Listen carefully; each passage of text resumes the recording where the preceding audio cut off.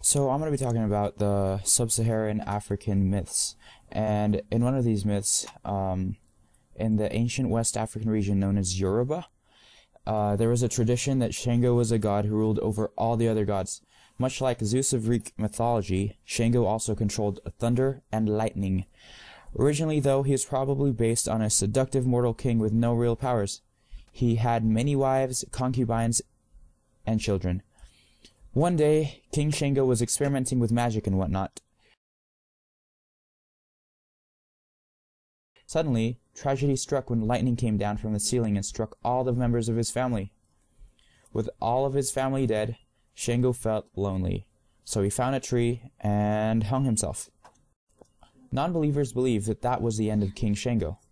His followers, however, thought that this thought was ridiculous and believed that Shango simply went to heaven.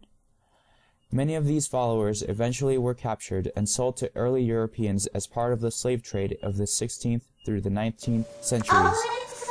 Sailing across the seas to a foreign land, what would later become known as the Americas, these beliefs stuck.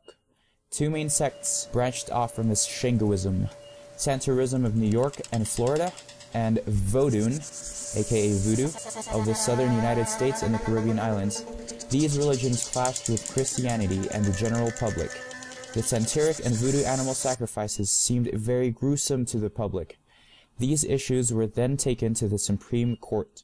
The ruling: animal sacrifices for religious purposes are very much constitutional, and that is how a suicidal king became a god and ended up in the Supreme Court.